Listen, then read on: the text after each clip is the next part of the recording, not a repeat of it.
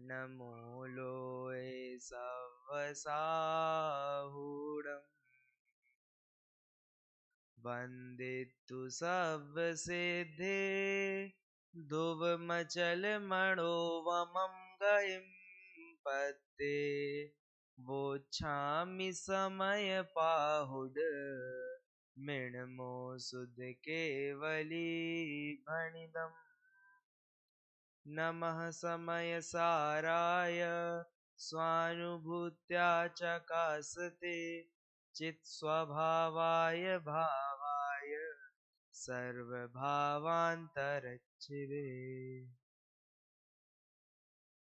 ग्रंथ श्री समय सार जी हम सभी के समक्ष विराजमान है, जिसमें पांचवी गाथा की चर्चा कल प्रारंभ हमने की थी और आज हमें टीका देखनी है। चौथी गाथा देखिए, समय सार को कई जन ऐसा कहें कि भाई मुक्तक काव्य है। मुक्तक यानी क्या हुआ कि जैसे समझ लीजिए स्टोपदेश है। स्टोपदेश कैसा है, उसका पहला दूसरा आगे पीछे के आप देखेंगे तो उसमें कोई संधि मिले ऐसा कंपलसरी नहीं है। ऐसा तो नहीं कहेंगे कि नहीं बैठेगी, एक दो में बैठ जाए। नीति शतक जैसे हमारे कोर्स में भी है, तो वह साहित्य ग्रंथ है लेकिन फिर भी उसमें नीति है, ये तो कॉमन है। लेकिन पिछली नीति अगली नीति से एक ही श्लोक में दो नीति आ जाए, अलग अलग बातें रहती हैं।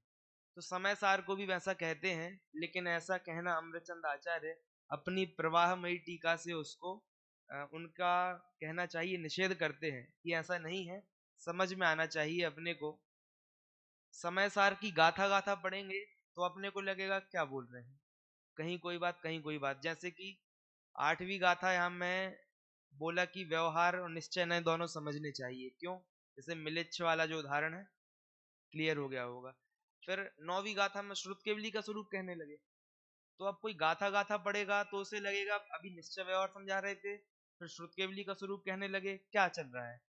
तो वहां तो अमृतचंद आचार्य की टीका साथ में पढ़ो तो अपने को ख्याल में आएगा कि आठवीं गाथा में कहा निश्चय व्यवहार को जानना चाहिए, दोनों में अंतर व्यवस्थित समझना चाहिए कि व्यवहार का कहा गया है वो उपचार है, निश्चय से कहा गया वह सत्य है। वैसे श्रुत केवली की परिभाषा दी कि जो आत्मा को जानता है वो निश्चय से श्रुत केवली है, और जो द्वादशांग को जानता है वह व्यवहार से श्रुत केवली है। तो किसी को समझ में ना आए तो क्या करेंगे, उसे लगेगा ये तो मुक्तक काव्य है, लेकिन यह प्रबंध काव्य है, वह उदाहरण है उसका। ये बात किसने बताई हमको? अब भाई जिनको ख्याल है उनको तो ख्याल है। पहले ये कहना चाहिए देशामर्शक शब्द हम जिसे कहते हैं, तो दो सूत्रों के बीच में कई अर्थ छुपा होता है। तो ऐसा होता है ना, जैसे हम नोट्स बनाते हैं तो नोट्स बनाने में हमें ही पता होता है कि दो नोट्स के बीच में क्या लिखा है, और लिखा कुछ भी नहीं है लेकिन हमें पता होता है व्यक्तिगत। वैसे ही आचार्यों ने हमको निकाल निकाल कर बताया है कि इनके बीच में क्या अर्थ छुपा है। ऐसे ही चौथी गाथा पांचवी गाथा लेकिन ऐसी है, इनमें कनेक्शन बैठता है। चौथी गाथा में कहा भैया आपने काम भोग बंधन की कथा बहुत सुनी है, अब जरा उसे पॉज करो और क्या करो, हमारी बात सुनो जो हम बता रहे हैं। क्यों? क्योंकि आपको यही उपदेश देने वाले जगत में मिलेंगे, है ना। कोई भी हो, देखिए कड़वा है लेकिन सच है कि माता पिता से लेके अंत तक सब लोग क्या उपदेश देना चाहते हैं, संसार कैसे बढ़ाया जावे, यही उपदेश देना चाहते हैं, नियम है। और कहना चाहिए कि भूमिका के नाम पर जो एक्स्ट्रा आडंबर उड़ा जाता है वह बहुत खतरनाक चीज है। जैसे कि भाई हम विद्यार्थी, हमें तो इतना करना चाहिए, और उसके नाम पे बहुत सारी चीजें हो जाती हैं। वैसे ही कुंद कुंद आचार्य देव कह रहे हैं बहुत हो गया अब, क्योंकि हर भाव में जीव आता है और उसे लगता है इस बार कर लेता हूँ, अगले भाव से धर्म करेंगे, इस बार कर लेता हूँ। अब जैसे अभी 60 साल का जीवन है, 80 साल का जीवन है, तो उसको लगता है इस बार विद्वत्ता कर लेता हूँ, अगले भाव में कल्याण कर लूंगा। बताओ, अब अगले भाव में देव बन गए तो क्या लगता है अब ये देव स्वर्ग कहाँ वापस मिलने वाला है, अभी कर लेता हूँ फिर करूंगा। नरक में गए तो अभी बदला निकाल लेता हूँ, अगले भाव में बदला चुकता हो जाएगा, अपन क्या करेंगे, कल्याण करेंगे। त्रेंच में भी ऐसा ही लगता है उसको। कहने का मतलब है मनुष्य जब त्रेंच को देखता है तो उसे लगता है ये त्रेंच लोग क्यों अपना घर बनाते रहते हैं। आप लोग देखेंगे जलचर जीव जो होते हैं ना बिल्कुल समुद्र के नीचे, डिस्कवरी वगैरह जो है, तो उसमें भी वो लोग अपना घर बनाने के पीछे लगे रहते हैं। अब उनका जीवन तो कितने दिन का है? जैसे त्रिइंद्रिय जीव होवे, उसकी आयु उत्कृष्ट तो दिनों में है। कितने दिन है? 49 दिन की आयु है। वो तीन इंद्रिय जीव है, लेकिन वो भी अपना घर बनाता है। हर जीव अपना घर बनाना चाहता है, लेकिन कह रहे हैं कि कब तक करेंगे हम यह काम।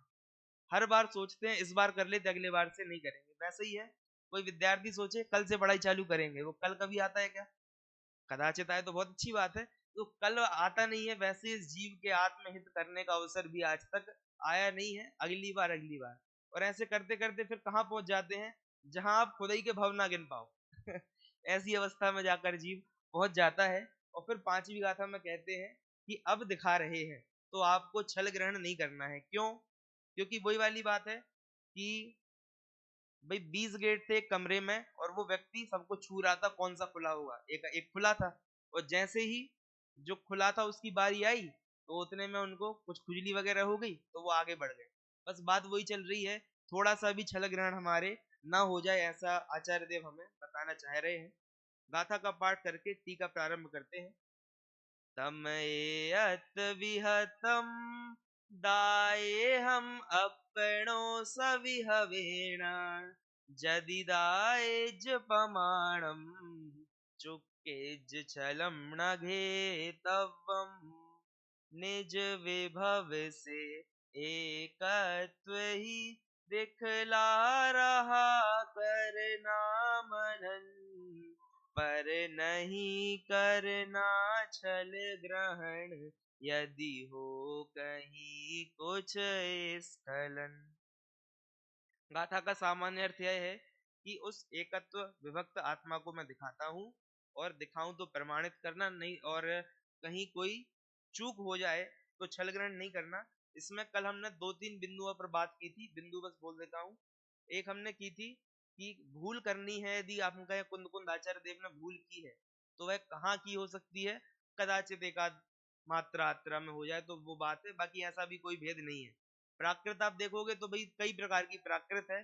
जैसे शुद्ध केवली है, उसी को कोई स्वे केवली बोलेगा, तो द का अ हो गया। अब कोई बोलेगा नहीं हमारे नियमों में तो नहीं बैठ रहा, तो ठीक है, उतना कोई खेल सकता है, इससे आगे आपके पास अवसर नहीं है।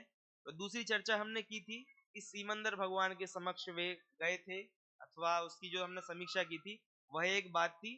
और आज हमें टीका प्रारंभ करनी है। आइए देखिए, टीका टीका को हम तीन भागों में विभाजित कर सकते हैं। पहले तो आचार्य देव यह बोल रहे हैं कि मेरा वैभव कैसे उत्पन्न हुआ। पहली बात, क्योंकि गाथा में क्या बोला है, अपने वैभव से दिखाऊंगा, तो मेरा वैभव है कैसा वो बताने वाले हैं। दूसरे नंबर पर बताएंगे मेरा वैभव है वह मैं आपको देना चाहता हूँ, इसके लिए मैं कटिबद्ध हूँ। कटिबद्ध समझते हैं? कटिबद्ध करके बताओ। अरे सीधे बैठ जाओ, और क्या मतलब? कहने का मतलब है कि बिल्कुल दृढ़ हूं मैं उसको बताने के लिए। और तीसरी बात है, यदि दिखाया तो प्रमाणित करना, और कहीं स्खलन हो तो हमें क्षमा करने का प्रावधान आप वहां पर रखना। और क्षमा तो कुछ भी नहीं करना है, अपने आप को क्षमा कर लें, उत्तम क्षमा उसी को कहते हैं। चलिए, मेरे निज वैभव का जन्म लोक की समस्त वस्तुओं के प्रकाशक स्यात् पद की मुद्रा वाले शब्द ब्रह्म की उपासना से हुआ। चार स्टेप्स कल हमने देखे थे, उसमें से पहले का नाम है आगम का सेवन। सुना है? तो जो इतना भी दो लाइन पढ़ी उसका सामान्य अर्थ क्या है? आगम का सेवन। आगम के विशेषण है, लोक की समस्त वस्तुओं को बताने वाला कौन है? स्यात् पद से मुद्रित है, वह आगम है। देखिए, स्यात् पद से मुद्रित मतलब क्या होता है? हम पढ़ते तो कई बार हैं, कहाँ पढ़ा है अपन ने इससे पहले? स्यात् पद मुद्रित पढ़ते ही है ना डेली, मंगलाचरण करते होंगे आप लोग। सम्यक ज्ञान चंद्रिका की मंगलाचरण में टोडरमल जी लिख गए हैं, तो यहीं से उन्होंने लिया है। वे कह रहे हैं कि स्यात् पद मुद्रित से ही आप जगत को जान पाओगे। अब केवल ज्ञान से जानेंगे कि श्रुत से जानेंगे?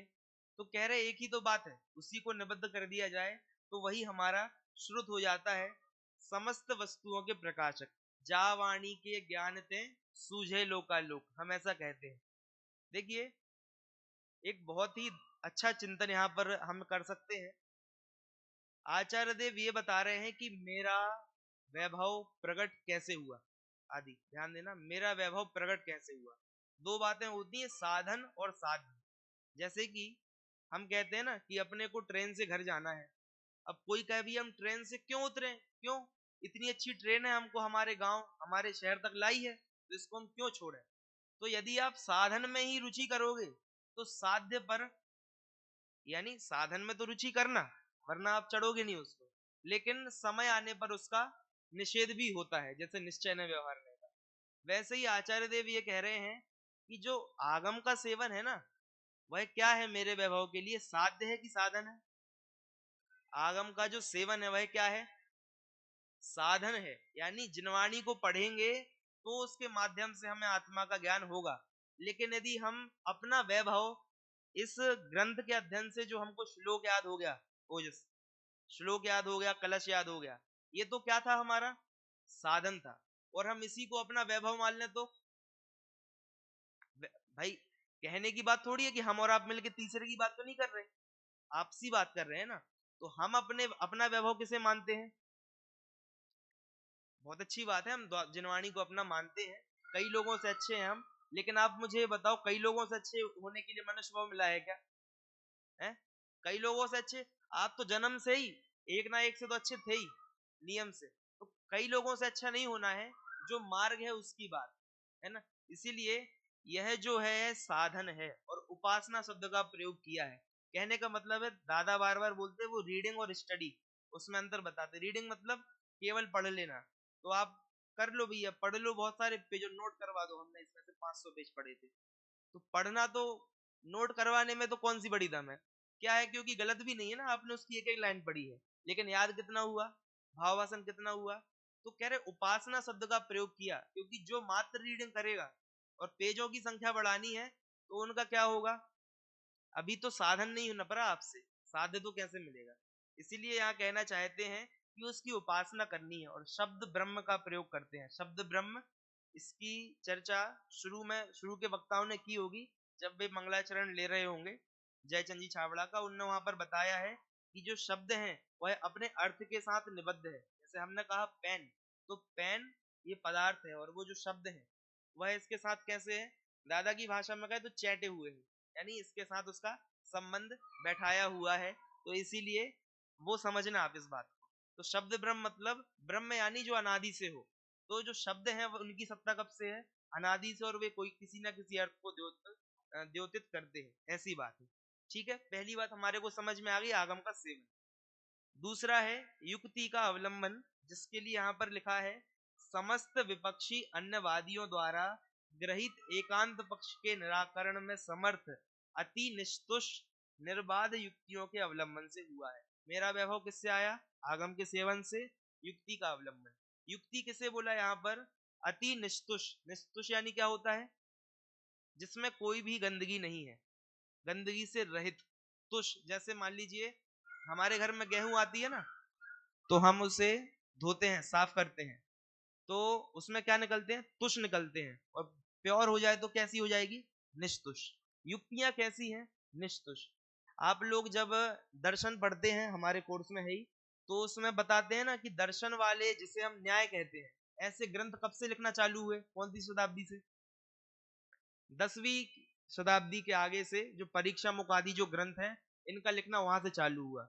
और मूल ये कैसा है कि जो अन्य मत के लोग हैं, उनसे उनके उनका जो चिंतन है, उनके चिंतन पर हमने आगम के साथ जो चिंतन किया, और फिर हमारे जो विचार हुए, वो आचार्य देव ने लिखे हैं। जैसे आपको मीमांसकों का खंडन करना है, तो आचार्य देव ने एक प्रकार से कर दिया, लेकिन अब हम उसी को याद करने लग गए, कैसे खंडन किया, कैसे खंडन। अरे आप भी तो कुछ सोचो, आगम तो आपके सामने है, तो आप उससे युक्ति डेवलप करो। तो इसीलिए कहने का मतलब है, जो भी मूल आगम साहित्य था वह तो लिख गया शुरू की 5 शताब्दियों में। अब बाकी फिर क्या आया, टीकाएं प्रारंभ हो गई। प्राकृत साहित्य आप ज्यादा से ज्यादा अपने को 10वीं शताब्दी तक मिल जाएगा, है ना, गोमट सार जो है वहां तक भी वो बात आ जाएगी। तो क्योंकि उसका आधार क्या है, उसका आधार है षटखंडागम, प्राकृत में है। उसका आधार है धवला, वो भी कहाँ है, प्राकृत में है। इसलिए यहाँ तक प्राकृत चली, लेकिन कहने का मतलब है बाद में टीका ग्रंथ और संकलन ग्रंथ और चिंतनात्मक ग्रंथ, इनका युग प्रारंभ हुआ। इसके लिए शब्द है श्रुतधर आचार्य और सारस्वत आचार्य।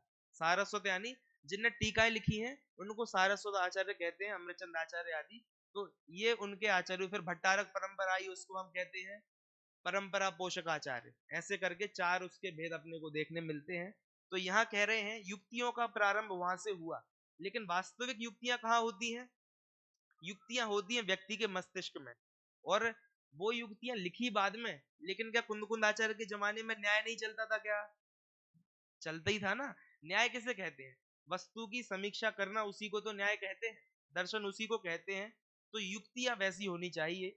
और एक बात ध्यान में रखनी चाहिए हमारे को कि एक ट्रेंड चलता है मौलिक चिंतन का। कौन सा है?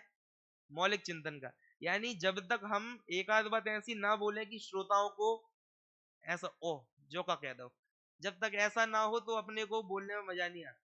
तो कहने का मतलब है ठीक है, लोभ आपका अच्छा हो सकता है कि आप प्रचार करना चाहते हैं, लेकिन वह आगम से मिल तो खावे। नहीं नहीं नहीं, उनने तो ऐसे ही लिखा है, वहां तो ऐसे लिखा है, मतलब स्वयं की युक्तियों का पोषण करने के लिए आगम को खंडित कर दे क्या? तो पहला नंबर किसको दिया?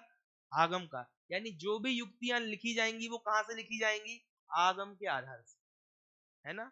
तो इसीलिए जितने भी, जैसे समझिए रत्नकरंड श्रावकाचार है, कितने श्लोक हैं भैया उसमें? 150 हैं। कितने पेज में बन जाएंगे यदि हम श्लोक श्लोक लिखें तो? भाई एक में यदि 10 बन जाएंगे तो 15 पेजेस में हमारा पूरा हो जाएगा। और वो भी एक एक एक लाइन में एक एक, यदि हम दो पाद लिखें और ऐसे लिखते जाओ तत्वार सूत्र जैसा, तो 3-4 पेज में हो जाएगा, इतनी बात है। लेकिन टीका कितनी हो गई? उसका एक अधिकार हम पढ़ते भी नहीं है, वो स्वतंत्र है। तो वह टीका जो लिखी है वह चिंतन से लिखी है क्या? पूरी पूरी ही चिंतन से लिखी है क्या? कितने पेज? 450 पेज लगभग कुछ है। इतने पेजेस कहाँ से आ रहे हैं? कहने का मतलब है आगम का खूब अभ्यास किया, और उससे जो चिंतन डेवलप हुआ, उससे यह बात हमारे को मिलती है। चलिए आगे चलते हैं। आगम का सेवन, युक्ति का अवलंबन। अब क्या है? परापर गुरु का उपदेश जिसे हम कहते हैं, उसके लिए यहाँ पर क्या शब्द है? निर्मल विज्ञान घन आत्मा में अंतर्मग्न परम गुरु सर्वज्ञ देव। सर्वज्ञ देव कौन से गुरु हैं? परम देव। यानी जब हम 5 परमेष्ठियों का विभाजन करते हैं देव और गुरु में, तो 3 जाते हैं गुरु में और 2 जाते हैं देव में, अत्यंत सिद्ध। लेकिन एक और विभाजन है, कौन सा? अत्यंत परमेष्ठि। उपदेश की प्रधानता से देखें, 4 उपदेश दे रहे हैं, तो इसलिए परम गुरु हम उनको लेते हैं। अब बताओ ये वाला जो चिंतन आया, अब यदि ये जो बात है 4 और 1, यदि ये किसी ग्रंथ में ना मिले, तो अब ये बात आपकी चलेगी कि नहीं चलेगी? क्योंकि आगम में तो लिखा नहीं है, ये तो आपने अपना चिंतन डेवलप किया है। तो बताओ फिर ये बात सही है कि नहीं है? सही है ना। आगम आधारित जो युक्तियां हैं उन्हें ही ग्रहण करना। तो इसीलिए ऐसे जो परम गुरु सर्वज्ञ देव और अपर गुरु कौन है? गणधर आदि, है ना। अपर यानी क्या होता है? कल आपको पर के 3 अर्थ बताए थे। कौन कौन से बताए थे? एक तो बताया था पर वस्तु, स्वपर वाला पर। दूसरा बताया था पिछला, जैसे अभी जो वक्ता बोल रहा है इसके पहले कोई आया तो वो कैसे वक्ता हो गए? पर वक्ता, प्रीवियस। और तीसरा अर्थ बताया था सर्वोत्कृष्ट। तो यहाँ पर का मतलब क्या है? सर्वोत्कृष्ट। क्योंकि जो सबसे पहले हो गए वो हो गए पर, और उसके बाद जितने बचे वह कैसे हैं? अपर। तो यहाँ पर कल हमने ये चर्चा भी की थी कि जो पंडित परंपरा है ना, और भी जितने भी लोग हुए हैं और हमारे साक्षात गुरु, वे भी इस परंपरा में आते हैं। क्योंकि कहते हैं ना भाई इतिहास तो सबका होता है, लिखा किसी किसी का जाता है। वैसे ही श्रुत परंपरा सबकी अपनी अपनी होती है। बस 683 वर्ष की जो लिखी है ना, वो तो कॉमन है इसलिए लिखी गई है ना। 10-12 ग्रंथों में आपने को देखने मिल सकती है ना। इंद्र नंदी शुद्धावतार है, जितनी भी त्रोय पणती है, धवला है, इन सब में बार बार वो परंपरा को याद करते हैं। क्यों याद करते हैं? मतलब इतनी बड़ी टीका लिखने जा रहे हैं, तो देखना आप 73 पेजों में उन्होंने केवल परंपरा का वर्णन किया, धवला की पहली पुस्तक में। अब बताओ यदि, और किस सूत्र की टीका में? णमो अरिहंताणम नमो सिद्धाणम, ये जो पहला सूत्र है ना, उसकी टीका उन्होंने 73 पेज में की, धवला में। तो वहां पर उन्होंने पूरी परंपरा याद की। क्यों? भाई पंच गुरुओं को याद कर रहे हैं हम, कहीं पंच गुरु भी आता है, लो 5 गुरु हो गए, वंदो 5 परम गुरु, 5 गुरु हैं, सीख लेनी है ना। द्रोणाचार्य भी गुरु थे, किसके गुरु थे? भाई अर्जुन के भी थे और एकलव्य के भी थे। तो एकलव्य से उन्होंने कौन सा उपदेश, एकलव्य ने कौन सा उपदेश लिया था? लेकिन फिर भी थे ना। बस वैसी बात है। तो इसीलिए यहाँ पर हमको ये बात समझनी है। साथ में एक और बात इंपॉर्टेंट है कि स्वाध्याय के 5 वेद हैं। कौन कौन से? वाचना, रचना। आप मुझे बताओ, हम कहते हैं ये क्रमिक विकास है, लेकिन यह कथन सामान्य समझना चाहिए। क्यों समझना चाहिए? हम वाचना करने लगे, वाचना किया, अब हमको चिंतन हो गया कुछ, तो अनुप्रेक्षा हो गई कि नहीं हो गई? अब परीक्षा तो हमने किसी से की नहीं, बताओ आप। ठीक है, अपन जैसे महापुराण आप देखोगे, आदि पुराण, तो उसमें शुरू में श्रोता वक्ता का वर्णन किया, तो वहां पे 8 भेद कर दिए, और वहां पर यह क्रम आपको जो है 5 तो है, वो तो है ही, साथ में 3 और हैं, उसमें जिज्ञासा ये सब भी डाला है ना, अपने को जिजीविषा ये सब उसमें डाला। तो अब ये कहाँ गए? तो कहने का मतलब है वह एक अपने को समझाने के लिए दिया गया है। तो वैसे ही अंतर हमें क्या समझना है? पहली बात है आगम का सेवन, और तीसरी बात है परापर गुरु का उपदेश। आप मुझे बताओ, गुरु का उपदेश तीसरे नंबर पर है और आगम का सेवन पहले नंबर पर है, तो आगम और गुरु का उपदेश, इसमें अंतर क्या है? क्योंकि जो गुरु का उपदेश है वही तो आगम है ना।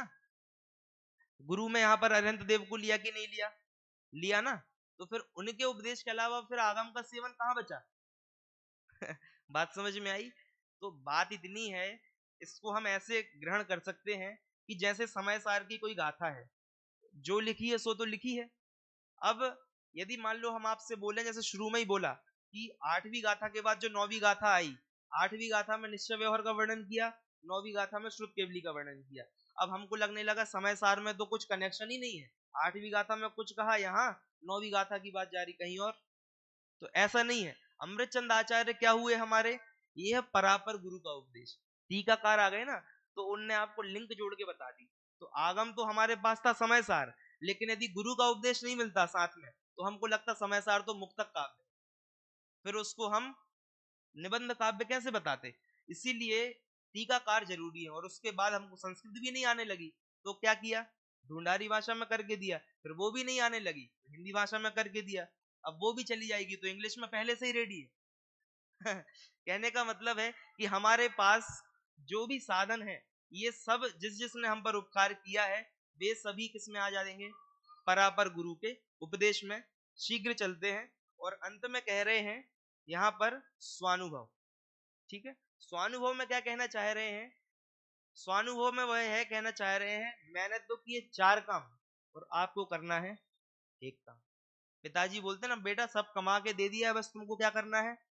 ज्यादा उसमें नहीं आना है ना, वरना चला जाएगा। तो जितना है उतना भी बनाए रखोगे ना, तो भी तुम्हारा जीवन आराम से गुजर जाएगा। तो वैसे ही ये कह रहे हैं, अलग से आगम मत लिखना, अपना खड़ा मत करना। ज्यादा युक्तियां बने तो ठीक है, वरना ज्यादा युक्तियां भी लगाने की जरूरत नहीं है, बहुत सारी लिख दी है। ठीक है, और जितनी अपने को चर्चा वगैरह करनी है वह सब भी आज अपने पास निबद्ध रूप से है, अथवा आज के डिजिटल जमाने में जो भी चर्चाएं हैं, चर्चाएं तक आज हमारे पास उपलब्ध है ना। जो भी विद्यार्थी भी प्रवचन कर रहा है तो उसकी भी एक एक शब्द हमारे पास है। कहने का मतलब है बहुत सारा कार्य हो चुका है, अब हमारे को क्या करना है? स्वानुभव। चौथी बात क्या है? स्वानुभव। पंडित जी के शब्द में, मूल शब्दों में देख लेते हैं आप। यहाँ कह रहे हैं निरंतर झरते हुए, स्वाद में आते हुए, सुंदर आनंद की मुद्रा से युक्त स्वसंवेदन से मेरे वैभव का जन्म हुआ। यानी कुंद कुंद आचार्य का वैभव कहाँ से आया? स्वानुभव। चौथी बात जो है ना, ये साधन कहो चाहे साध्य कहो, इसको 3 बातें तो कैसी थी? साधन रूप में थी। आगम क्या है? साधन है। यदि उसी को मतलब साध्य बना लोगे तो पढ़ते ही रह जाओगे। इसके बाद युक्तियां, युक्तियां करते रहोगे तो बस फिर जीवन भर लड़ते झगड़ते रहोगे, है ना। और आगे यदि बढ़ना है तो क्या करो? गुरु के उपदेश से उससे मिलान करो। बहुत सारा गुरु का उपदेश आ गया, सब हमारे पास मटेरियल है, अब क्या करना है? स्वानुभव करना है। जैसे किसी किसी सधर्मी जन को ऐसा लगता है ना, मेरा जीवन बहुत सारा गुजर गया है, अब मैं स्वाध्याय करूंगा, तो वो क्या करेंगे? सोलापुर कॉल लगाएंगे, भैया धवला की 16 पुस्तकें भेज दो। भारतीय ज्ञानपीठ कॉल लगाएंगे, भैया राजवार्तिक श्लोक वार्तिक सब आने, तो पूरे ग्रंथों का ऐसा संकलन कर लेंगे। हाँ, अब मेरा, और फर्नीचर भी बनवा लेंगे, सब रेडी है। अब क्या करना है अपने को? बस बैठ के सब कुछ तो किया, लेकिन बिजनेस से समय नहीं मिलता है, टाइम नहीं है हमारे पास। क्या करेंगे? क्योंकि कॉल ग्रंथ मंगाने थे तो एक कॉल का काम था, फर्नीचर बनवाना था तो एक ऑर्डर का काम था। अब क्या है, समय नहीं है, तो क्या फायदा हुआ वो सब करने का? क्या फायदा? कुछ भी फायदा नहीं हुआ। ये अनुभूत उदाहरण है। वैसे ही कह रहे हैं जैसे कोई कहे क्या किया आपने, इतनी सारी मेहनत करके मूल बात छोड़ दी। वैसे ही बोल रहे हैं कि फर्नीचर वगैरह सब पहले से मिला है, जिनवाणी सब उपलब्ध है। कह रहे हैं वही है, आगम है, युक्तियां है, सब है। अब क्या करना है हमारे को? क्या करना है? स्वानुभव करना है। एक ही काम हमको करने बोला है। हमारा, हम सब विद्यालय में पढ़ रहे हैं ना, तो बाबू भाई की भावना क्या है? इतने सारे विद्यार्थी पढ़ रहे हैं, इसमें से यदि एक भी व्यक्ति अपना कल्याण करता है तो हमारा जो विद्यालय चलाना है वह सार्थक है। उनने ये नहीं बोला कि कालजयी विद्वान बन जाए तो हमारा विद्यालय चलाना सार्थक है। आप देखेंगे क्या कह रहे हैं वे, आत्मा का हित कर ले। और आत्मा का हित करना है ना, तो दूसरे का सर्टिफिकेट नहीं चाहिए। किसका चाहिए? आगम से मिला लो, और यदि नई बुद्धि चल रही है तो स्वयं का सर्टिफिकेट स्वयं के पास। ठीक है, बात समझ में आती है? यानी स्वानुभव ऐसी चीज है कि दूसरा सर्टिफिकेट दे भी नहीं सकता और दूसरे से अपने को चाहिए भी नहीं। अक्षय भी है।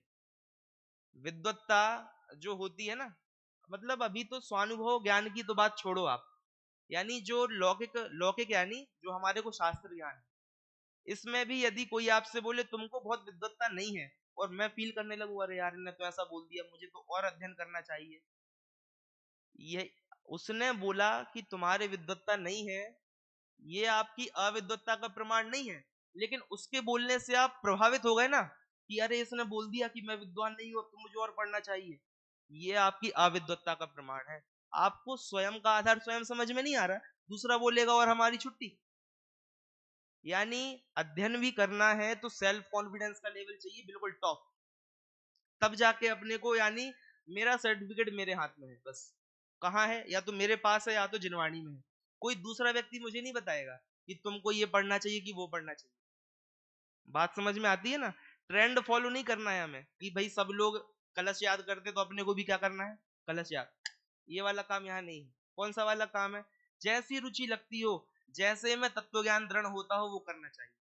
वैसे ही यहाँ कह रहे हैं बहुत सारा आपने किया, लेकिन कोई दूसरा लाकर हमें सर्टिफिकेट देगा, ऐसी बात नहीं है, है ना? कैसी बात है? स्वानुभव। किसी भी काम में यदि अपने को ऐसा है ना कि हमको इसमें, समझिए, फर्स्ट फर्स्ट की बात नहीं है। फर्स्ट तो वहां बोलेंगे जहां कोई सेकंड भी होगा।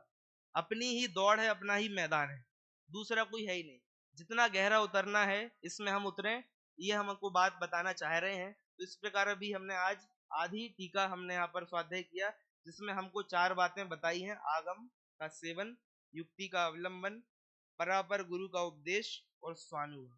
तो 3 बातें तो हमको बहुत सुलभता से मिल गई हैं। और भगवती आराधना के शब्दों में कहूँ तो जितना जितना इस आगम में गहरा उतरते हैं उतना उतना आनंद प्रकट होता है। यदि आनंद प्रकट नहीं हो रहा है तो श्रुत में हम कोई गहरे उतरे नहीं है।